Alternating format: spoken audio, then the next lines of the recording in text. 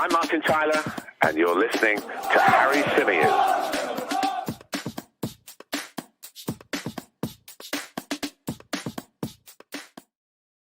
Good morning, everybody. Welcome along to the Chronicles of a Gooner, the Arsenal podcast, part of the 90-Min Football family. As ever, I'm your host, Harry Symeou, and on this edition of the show, we're going to be looking back at that disappointing defeat last night at the hands of Manchester City. A big good morning to everybody tuning in live. I don't expect there to be that many of you because, quite frankly, we never do podcasts at this time of the day.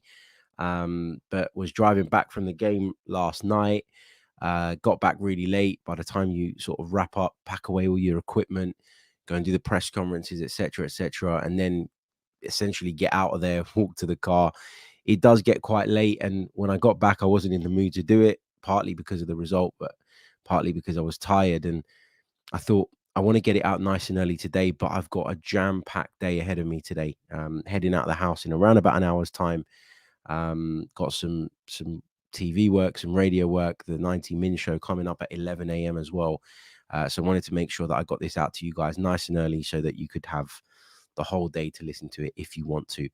Although I suspect that there'll be a lot of people that want to stay away from Arsenal content after what we saw last night.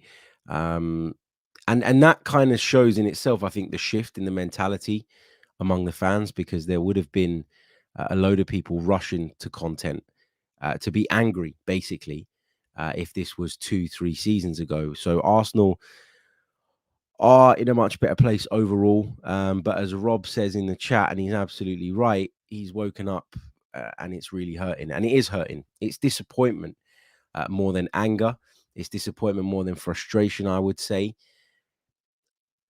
It's the nature of the goals that we gave up. It's the way that we lost it. It's the way that I don't think we gave a great account of ourselves, especially in that second half. And, you know, people kept talking about the psychological damage that losing to Manchester City would have. I honestly believe that if Arsenal had gone out there and performed to a really, really high level and then, you know, lost it by the odd goal, the psychological damage probably wouldn't have been that severe, because you can choose to look at that kind of result in one of two ways. You can look at it and say, well, we went toe to toe and we narrowly lost out, so do you know what, we are as good as you. Or you can let it kill you. But I think Arsenal are in a place now where they believe in what they're doing. They believe in the methods. They believe in the system. They believe in what it is that Mikel Arteta is trying to put across. But unfortunately, last night, we weren't good enough to implement it throughout the duration of the game. And we made individual errors that when you come up against the side of City's class, you simply cannot afford to make. We'll talk about the lineup in a minute. We'll talk about how the game went, some of the key moments, key incidents. We'll also take some of your thoughts and questions from the live chat as well. But if I could just ask before we go into that, can you please leave a like on the video if you're watching us on YouTube? Leave us a review if you're listening on audio. And of course, subscribe to the channel if you are new. If you are a member of the show over on the Another Slice platform, you would have got access to our player ratings, which came to you guys around about an hour and 20 minutes after the full-time whistle yesterday. So check that out. I go through the team, break it down, give a rating for each individual player. But that is exclusively available to those that are subscribed to the show over on the Another Slice platform. The link is in the description below. Let's take a few of your comments, actually, before we dive into sort of my thoughts, because I know once I get going, I probably won't be able to stop for a little while. Matthew Lee Benjamin says Jorginho was Arsenal's best player last night. We'll come on to talk about Jorginho individually, but I think he gave a good account of himself overall. Gunnar Deja Vu says we were never winning that game with Jesus and Partey missing. Our fullbacks having what? Sticken didn't help. Stinkers, I think he's meant to say. Most damaging of all was Eddie missing 3 goals. Top striker bags. Big hello to Clocken, Seb, to Foluso, to Afshin. Foluso goes on to say, as expected, our fan base are doing the exact same thing they do every year. Once we hit a bad run of form, they slander the team. The same team that has been so exceptional all season. We are feeble. Look, I think people have a right to feel disappointed. I think people have a right to express that disappointment in relation and in regards to that game. And if you want to go back a bit further, you can go back as far as the Everton game. But to be sort of looking at players that have been good enough for the majority of the season and all of a sudden deciding that they're not, I think is overreactionary, and I think it's unnecessary.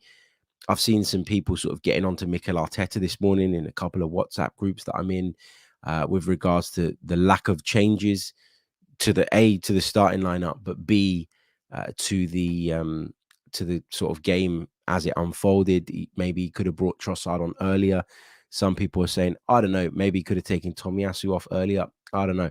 But for me, I sat here and I said in the build up to this game that Arsenal team had got us to where we were, and that Arsenal team deserved Mikel Arteta's trust and deserved the opportunity to play its way through a difficult period. So I'd be a hypocrite now if I sat here and said, oh my God, Mikel Arteta, you clown, why didn't you change the team?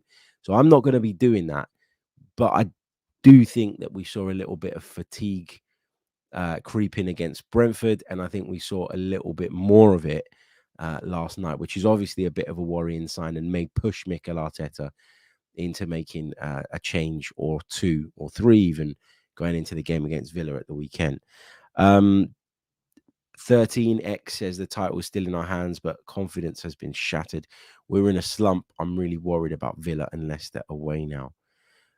What else have we got? Some shade being thrown at Eddie Nketiah. Kustrium says, good morning, all.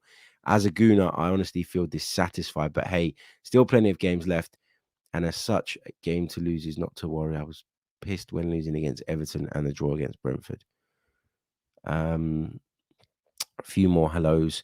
Omar Dino says, as good as Jorginho was, we still miss Partey. Absolutely. We'll get into that in a little bit. Big hello to Mohammed, to David, to Steve, to Pete. Who else we got? Mafia Boss, Mario Romano, Patrick O'Connor is with us as well.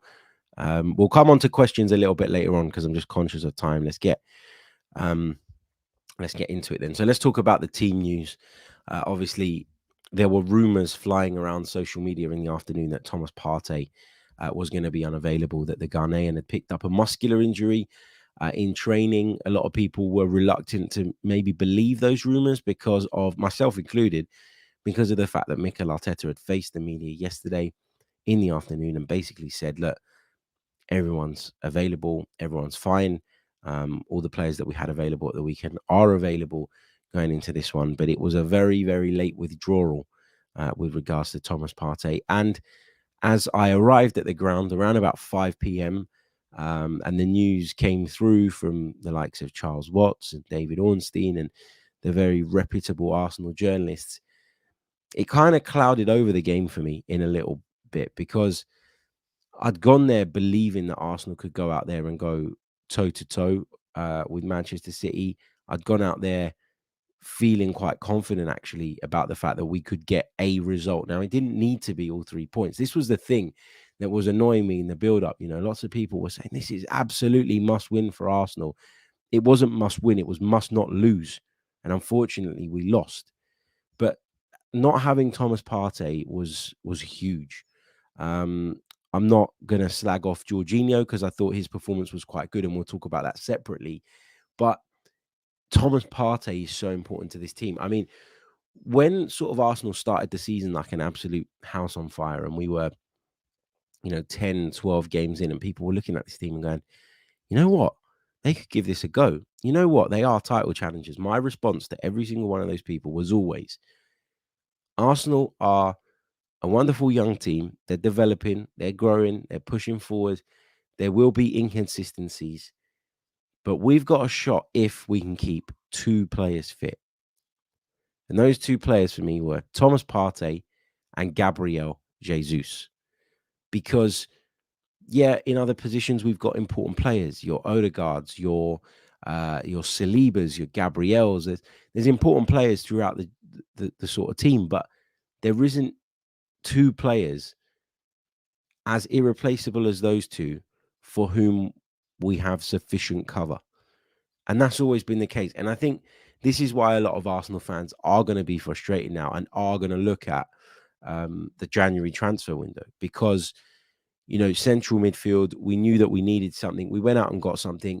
To be fair to Arsenal, they did try to get their primary target, couldn't get that deal over the line, and they pivoted to Jorginho, who actually, against Manchester City, and it doesn't get much harder than that, I thought proved to everybody that he is calm, he's composed, he's technically very good, and he can do a job. So I'm not really bothered about the midfield issue, but up front, we could have done with something. Mikel Arteta trusted in Eddie Nketiah.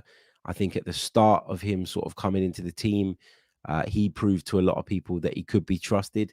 But when you're then, when you're looking at someone for 5-6 games, can they come in and do a job for 5-6 games? Yeah, they can, a lot of the time. And the enthusiasm and the buzz carries them. But then when you start getting to like 1 month, 2 months, 3 months with that player being the focal point, that's when their performances start to level out a little bit. And you can see that actually he's not at the same level. Now, I've said it in recent weeks, against Everton, against Brentford, he didn't get a sniff. And that was largely due to A, the systems deployed against us, but B, the way we were playing and performing, not quite at our best. And I think a lot of that can be said again yesterday with regards to him, with regards to him not getting in behind Manchester City as much as he would have liked, or being as involved in the build-up as much as he would have liked. But yesterday was a little bit different in that Eddie Nketiah had at least 2 glorious opportunities to score for Arsenal. And if ever you needed proof of how important it is to take your chances in a game against an opponent of Manchester City's caliber, you only need to look at that passage of play in the build-up to Manchester City's opener.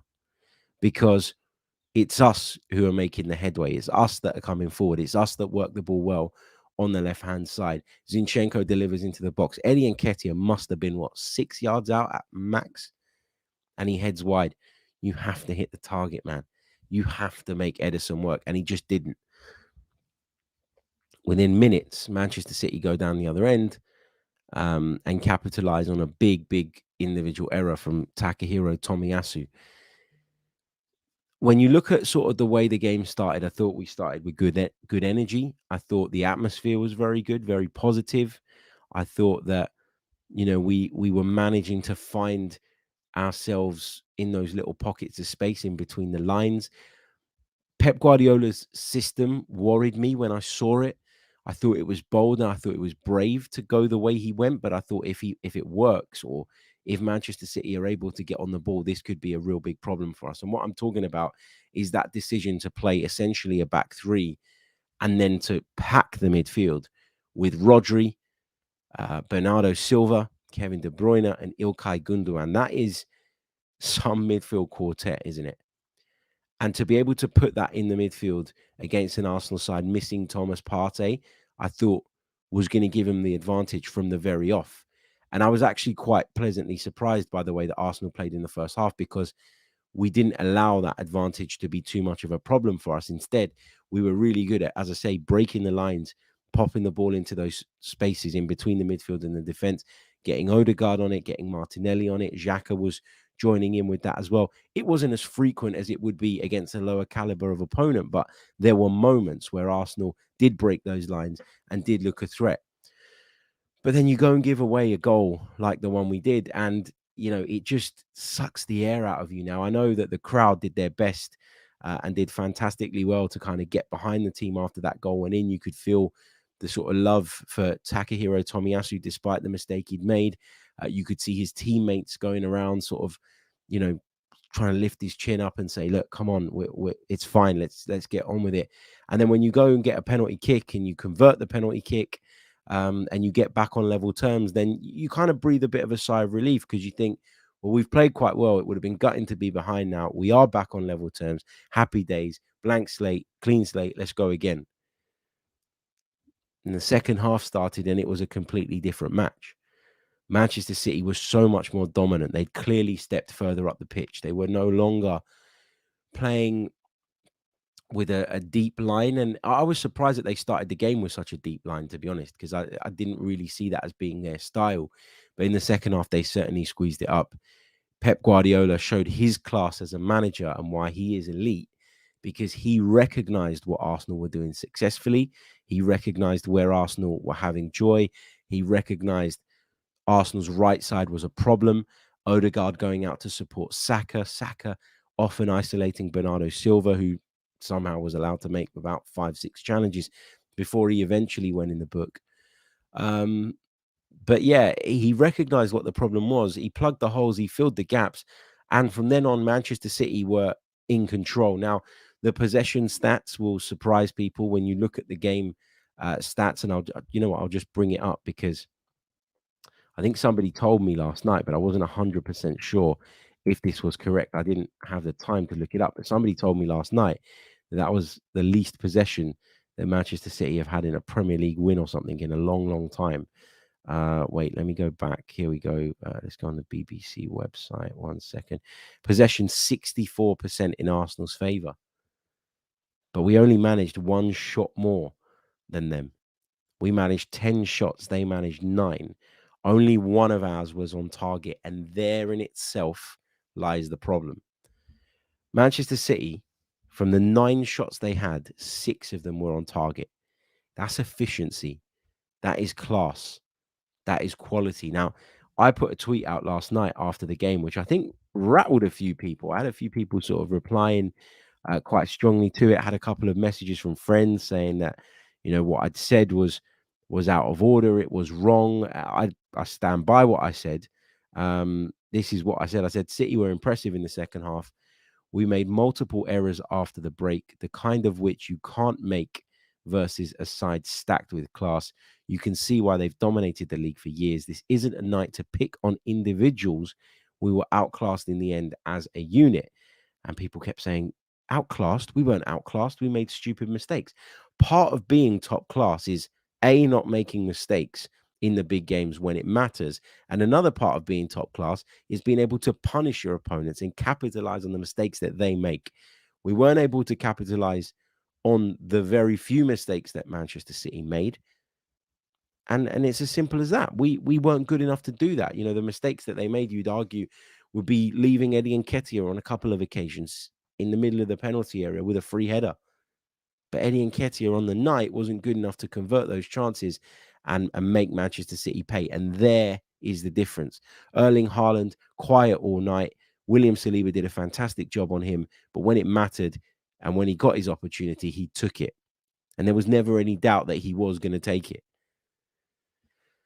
So there is a gap between these two sides. And I've been saying it all season that Manchester City are a better side than us in that they have better depth, they have the experience, they have a more experienced manager, they have resources that, are obviously questionable given what's going on at the moment. But, we can't do anything about that right now. All we can do is talk about the team on the pitch. And I honestly believe this whole sort of financial doping case thing, whatever you want to call it, has actually fired them up.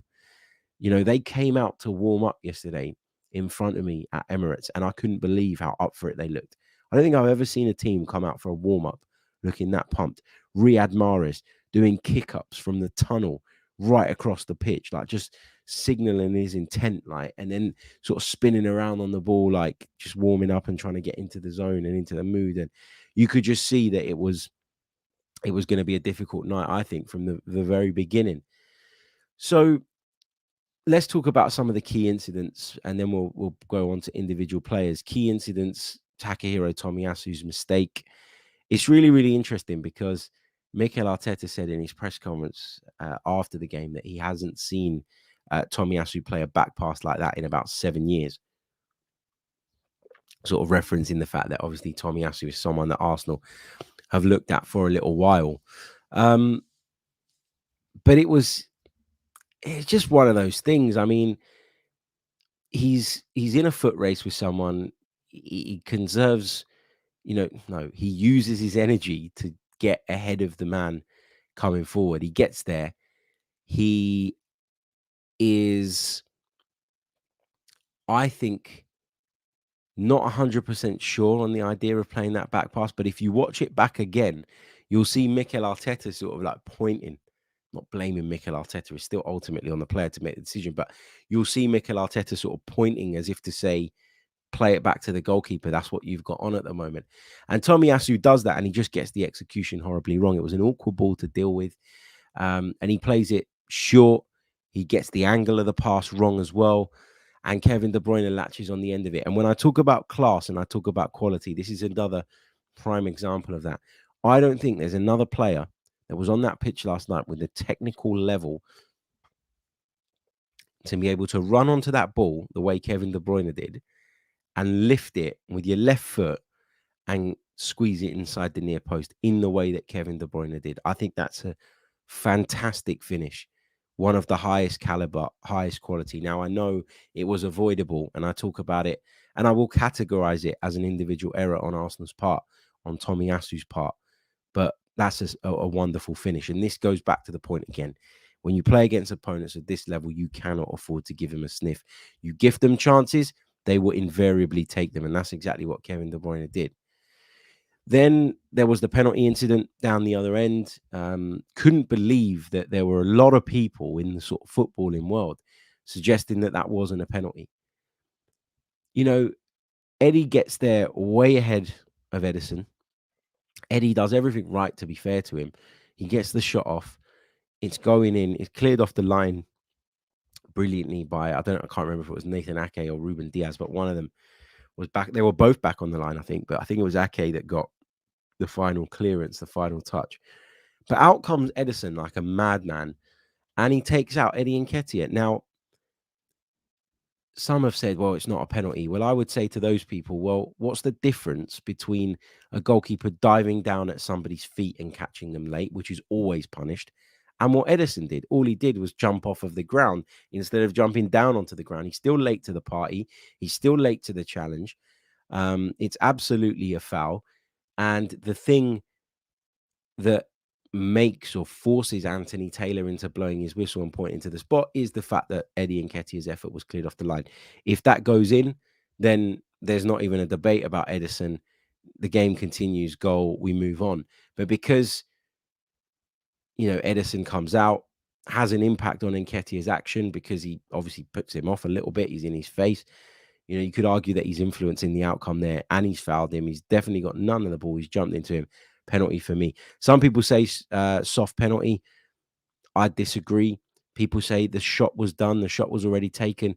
I think that's one of the biggest problems in football, that those things get missed. Players take shots and then get caught seconds afterwards, and people go, "Oh, well, he already had, he already had the shot, so it's irrelevant. Doesn't matter." It doesn't work like that. The other thing is, as well, how did Ederson not pick up a second yellow card from that? If you don't think it's a foul, okay, but it obviously was a foul in the eyes of Anthony Taylor and the VAR, who didn't feel any need to intervene there. How is that not a foul then? Look at where it is on the pitch. Look at what impact it's having. He was already on a yellow card, Ederson, for time wasting, which Manchester City, by the way, were doing from 10 minutes into the game, which suggests that they respect us. It shows you that they knew that they were coming to a very difficult place and they knew that they were up against a good side. You don't do that against lesser sides. You do that in the games against your rivals. So that was an early sign of the respect I think that Manchester City had for us. But yeah, how Ederson doesn't get a second yellow card is beyond me. And I think that's a big talking point. I really, really do. I sort of came in to the press room at half time and I'd had a phone call. A friend of mine had given me a call and he said, I'm not sure that was a penalty. And I said, you know what, mate, you shouldn't be looking at whether or not that was a penalty. You should be asking the question as to why Ederson, who's already on a yellow card, has been allowed to get away with that scot-free. Someone said to me, well, Ederson, maybe it's because it was a genuine attempt to win the ball. Was it? I don't think it was. I think it was reckless from Ederson. I think he was in a panic and he jumps into Eddie Nketiah and makes a foul and concedes the penalty. But look, credit to Bukayo Saka, steps up, sends the keeper the wrong way. 1-1, happy days, back in the game. The atmosphere went crazy again, electric inside Emirates Stadium at that point. And we go in at half-time at 1-1, and you think that's been a cracking game of football, very entertaining, high energy. I'd spoken to some journalists and colleagues who aren't Arsenal supporters that were covering the game who said, I'm so glad to be here. This is just a fantastic football match. But then the second half started and it was just completely different. It was just completely different from the off. The pattern of the game was different. Manchester City had made those tweaks that I referenced earlier in order to try and deal with what Arsenal were doing well, to nullify our right-hand side especially. And we just couldn't keep the ball against the press. Our midfield started to get lost a little bit up against that midfield quartet that I mentioned earlier that Pep Guardiola had on the pitch. And they just started to get a hold of the game. And you felt like, I mean, I know the goals came sort of after the 70th minute, but I remember looking at the clock at around about 64, 65 and thinking there's only going to be one winner here. And it will be a mini miracle, actually, if we get out playing like this with a point, because I just felt like the tone was set right at the start of the second half and it was only heading one way. And then we make the mistake. Kevin De Bruyne obviously put them in front, but it was Jack Grealish that added the second after a really decisive, sweeping Manchester City move. But it was all born out of Arsenal getting it wrong defensively. Gabriel making the mistake this time. He had obviously played a blind pass, I think, into that midfield line, hoping that maybe Granit Xhaka was going to be there or a colleague, but instead he gave the ball straight away. And it took, 3 or 4 passes before Manchester City were bearing down on goal. And I remember watching the goal go in at the time, looking at the ball and where it ended up in the net and thinking, Aaron Ramsdale, you got to do better there, mate. But obviously, with the luxury of having a little screen in front of me, I got to see the replay pretty quickly. And it was very clear to me that deflection that it took off of Tomiyasu, who was desperately trying to block it, made all the difference. It just took it over Aaron Ramsdale's dive, which caused him a problem and ultimately saw Manchester City regain the lead. And then, after that, you're going to try and throw the kitchen sink at them. You're going to try and change things. Leandro Trossard came on. Ben White came on really late in the game as well. I think just that one was after the Haaland goal. But yeah, it just wasn't to be. We had a couple of moments in the second half where I thought we broke quite well. We created overloads and spaces, but then when we got towards the edge of the penalty area, we just got caught in two minds and just didn't act decisively enough. And nobody, had the confidence or the belief, I guess, to really take it on themselves. And yeah, hard one to take. The third goal, just one of those goals you concede when you're going in search of an equalizer. You leave spaces, you leave gaps. Manchester City obviously had a penalty appeal as well in the second half. The penalty initially awarded by Anthony Taylor for what he deemed to be a foul by Gabriel and Erling Haaland. That was very much 6 of one, half a dozen of the other. And I thought it would have been very harsh for that to have stood. But thankfully, the VAR stepped in and drew some lines this time to work out and recognize that Erling Haaland was in an offside position, meaning that the play needed to be stopped prior to that incident occurring. So, yeah, I mean, we'll talk about some individuals now. Disappointing display, as I say, in the second half especially. And I just think the gap in class between the two sides showed. Pep Guardiola, interestingly, after the game in his press conference, said, look, as far as I see it, Arsenal are still top of the league because they've played a game less than us. Maybe that's something that Arsenal can take encouragement from. Maybe that's the kind of comment that Arsenal need to be sort of reiterating in the dressing room. Maybe that's the kind of thing or the kind of message that Mikel Arteta needs to be trying to put across. But I guess my overall takeaway from the overall performance before we go into the individuals is that we've just run out of steam a little bit. Individuals that had been performing at an incredibly high level have just probably leveled out a bit. There's a tiredness there. I think you can see that. I think we're clearly unable to maintain the levels for the duration of 90 minutes, especially in a high-octane game like that one yesterday. I said to you guys in the preview show that sometimes on those occasions, the kind of occasion can get you through that, give you the extra energy. Moments in games can give you that extra boost. But all the moments, all the significant moments in that game, or at least the majority of them, were deflating moments for Arsenal. The mistake from Tomiyasu, the mistake from Gabriel, the penalty award that, probably wasn't a penalty. Okay, when that gets overturned, maybe that gives you a little bit of a boost. But you just was looking for that moment that sparked us into life, and it just never came. And unfortunately, it wasn't to be on the night. And they're top of the league now,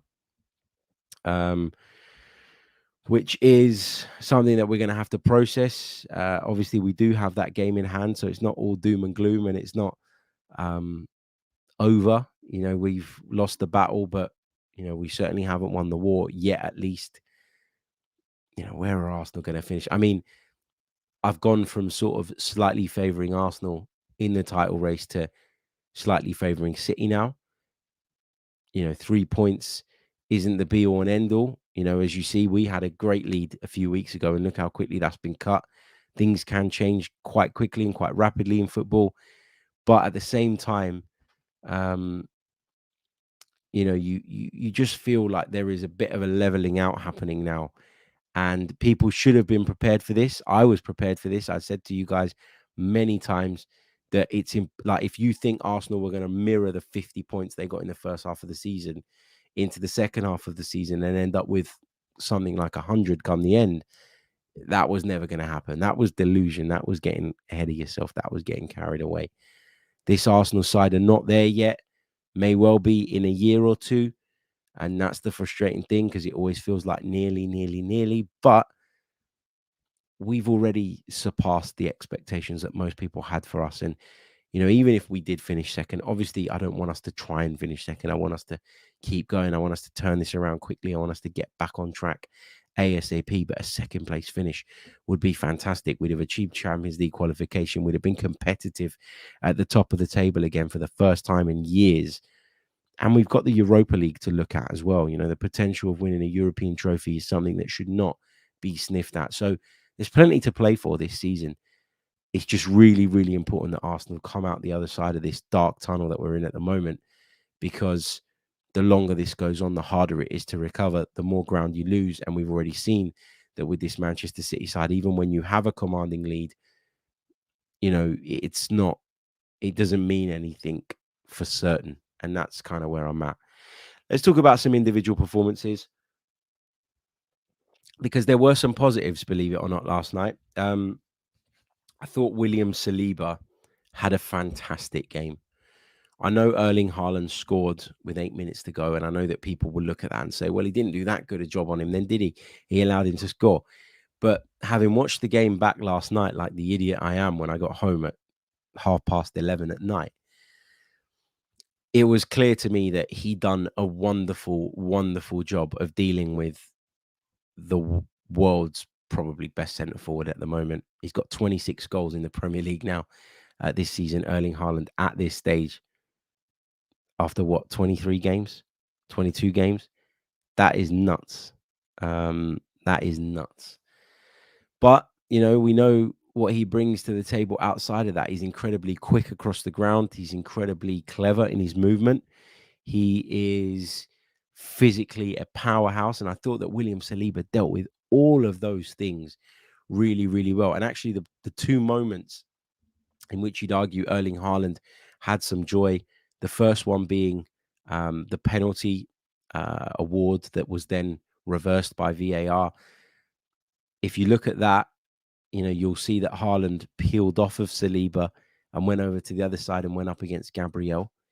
If you look at the goal he scored, he pops up in what's more like Gabriel's position than Saliba's. So again, I'm not sitting here slagging off Gabriel. Haaland is difficult to deal with for anybody.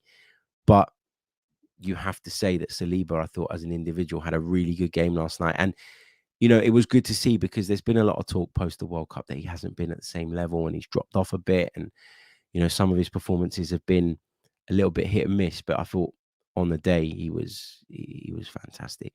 He really, really was. Moving into the midfield, I want to talk a little bit about Jorginho. A very divisive signing when it was announced. And I know a lot of people that said, no, what are we doing? This guy's washed. He's done. He's past his best. Why are we bringing him in? We don't need that type of player at Arsenal at the moment. Now, it was clear that he wasn't Arsenal's first choice. It was clear that he was brought in to bring some experience and the ability to cover Thomas Partey in the event he picked up the type of muscular injury that has plagued his Arsenal career, really, if we're being honest. And in Jorginho came, and I thought he gave a real good account of himself. I think he dropped off a bit in the second half, as did everybody else, but I don't think he was poor in comparison to the rest of the team's performance. Having said that, I thought in the first half he was really good. He made a clearance off the goal line at some point in the game as well. I think that was in the second half. But taking it back to the first half, he read so many of Manchester City's passes really early and really well, stepped into positions to intercept, isn't the biggest tackler, isn't the most mobile, but has an amazing understanding of the game. And he showed that, I thought. He also played some wonderful line-breaking passes. Again, in the second half, he did a bit of that as well. He was always looking to progress the ball forward.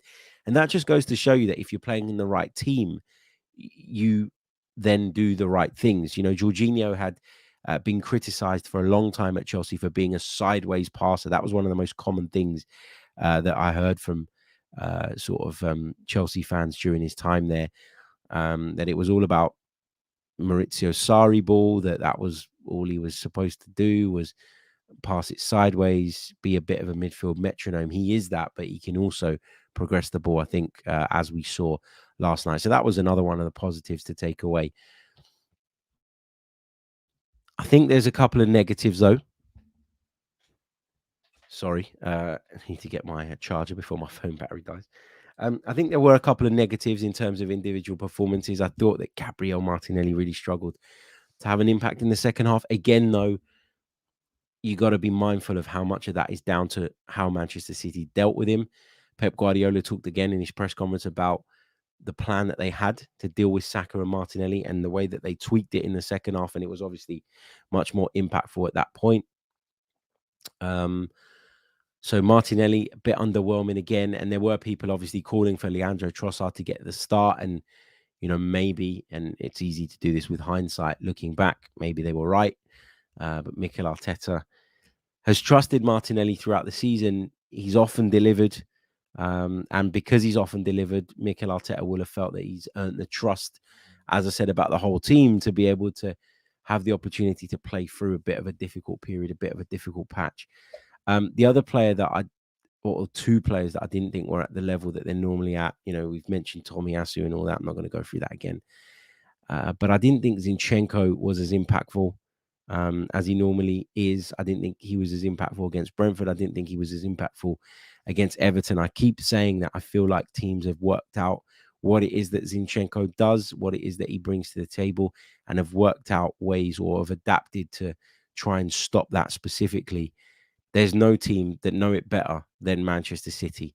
Pep Guardiola's system, philosophies are very similar to Mikel Arteta's, but also he knows the player inside out. And Manchester City were able to stop that too. Granit Xhaka, I thought, was good enough defensively yesterday, but there were a couple of moments. I mentioned those sort of breakaway moments where we did create those spaces inside Manchester City territory, and just a bit of indecision and a bit of a delay in actually making things happen. He delayed the game or delayed making passes in key moments, I thought, on a couple of occasions. There was one at the start of the second half where City had come forward. We'd won the ball back on the transition. He gets the ball in midfield. Martinelli's in acres of space out on the left-hand side, and you're thinking, Granit, just ping it out to him in the way that you do 7, 8, 9, 10 times a game. And he just took 2 extra touches and just slowed the whole thing down and allowed Manchester City to get back behind the ball and deal with the threat posed. And then there was another situation where he picks up the ball in the attacking third, and he's got a runner on the outside of him. The defender goes there with the runner, and then he takes the ball in field, and he's around about the edge of the box, and you're thinking, wind up for the shot. You know, I had Manchester United of last season vibes when he got the ball there and he just didn't take it on. Ruben Diaz made a fantastic block, but he was able to make that block because Granit Xhaka was indecisive about what it is he wanted to do. If he wasn't going to take the shot on early, he was better off trying to pick out a teammate. But it was just those kind of things, the little details. We weren't up to the level that we normally are. And as I keep on saying, against a team of Manchester City's quality, you cannot allow that to happen. Okay, let's get some of your thoughts. Let's get some of your questions from the live chat box before I say goodbye. really difficult one to take this. I think you can overanalyze it as much as you want. I think tactically it was an intriguing battle. I think that the key moments went against us, and that was because our players fluffed their lines in some instances. Weren't able to provide the level of quality that they have for the majority of the season so far.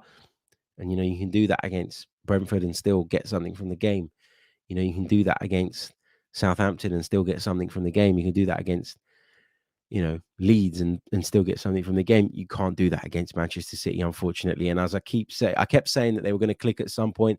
Feels like they've clicked of late, and I feel like they're really fired up off the back of what's going on off the pitch. Pep Guardiola has been very defiant. There's a real unity within that football club at the moment, even if we think that they're guilty or we don't think that they're guilty. Whatever your stance is on that, you can see that it has had a galvanizing effect on Manchester City, and that's been a problem for us. Let's take some of your thoughts then and some of your questions, get them into the live chat box. I'll go through as many as I can in the next sort of 10 minutes or so. Just a quick reminder, if you haven't done so already, please do leave a like on the video. It really, really does help in terms of the algorithm. Subscribe to the channel if you're new. I know there's not that many of you with us live at the moment, but I didn't expect there to be, given that we started at 7:30 in the morning. This is Tom Canton levels of dedication. But no, jokes aside, I've got so much on today that I was worried I wouldn't be able to do it till 4 or 5 p.m. And that would be way too late. Pete says, any concern that there's no other option for Eddie since returning after the World Cup? He's played every minute, only being subbed once in 90 minutes. Yeah, I mean, it's definitely a flaw in our squad. It's definitely a shortcoming. Some people have suggested that maybe Martinelli should go through the middle to try and change it up a little bit. I think, A, you kill Eddie Nketiah's confidence if you do that. But B, I don't think Martinelli's been performing at a level that suggests that he deserves a place in the 11 right now any more than Eddie Nketiah does. And this is the problem, isn't it? It feels like a few players have dropped off in terms of their level all at the same time.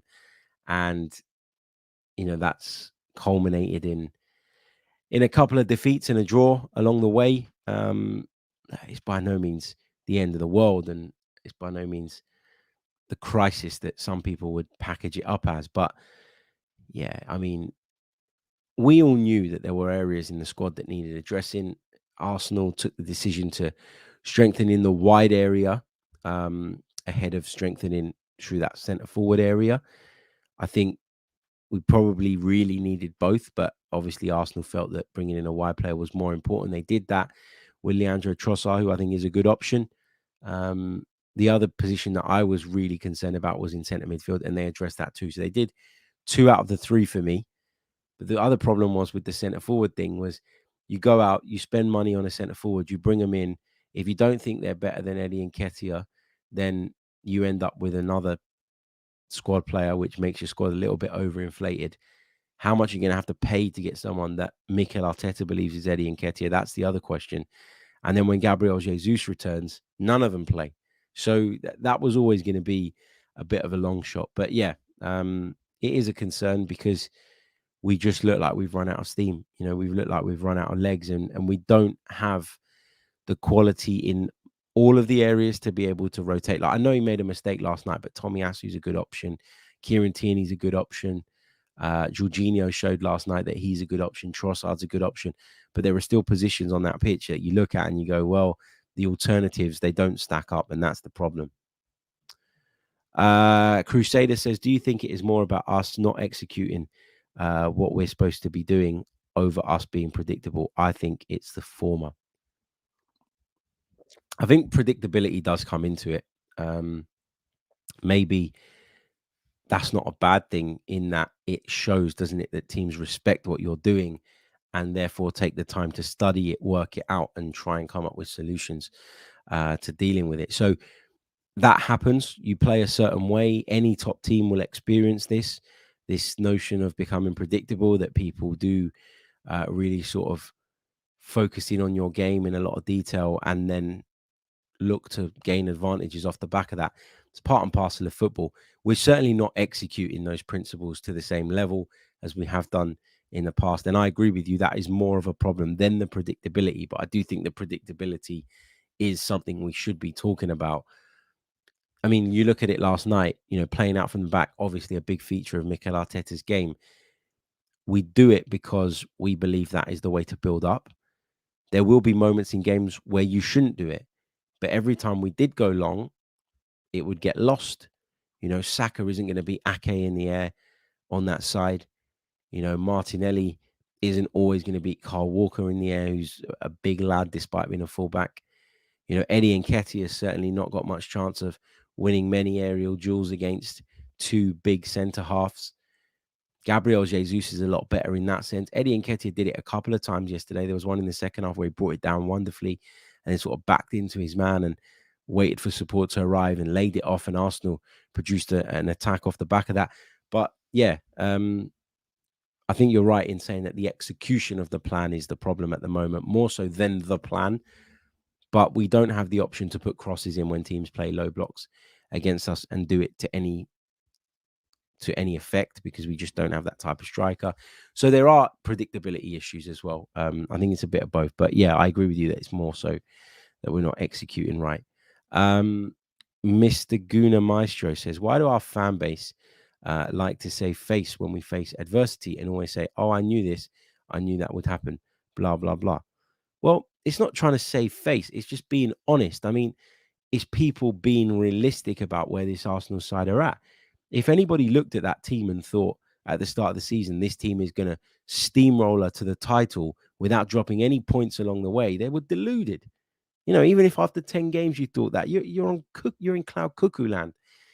For going into the January window, everybody was moaning about our lack of depth and the need to go and do major business, which means that you're not entirely satisfied with the team. So then when we can't start to come unstuck, or we start to level out, as I prefer to put it, you can't be shocked, surprised, and angry.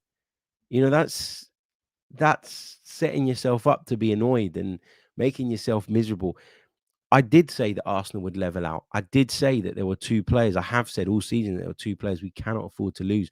And unfortunately, last night in our biggest game of the season, maybe our biggest game of the last decade, we were without those two players. And that massively, massively hindered us.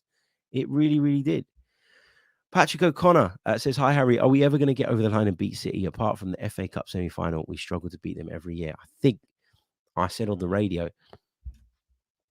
yesterday, I don't have that laptop in front of me right now where I had my notes, but it was something like we'd lost 10 games consecutively to them in the Premier League, which is the longest losing streak that Arsenal have had in their league history against any one opponent.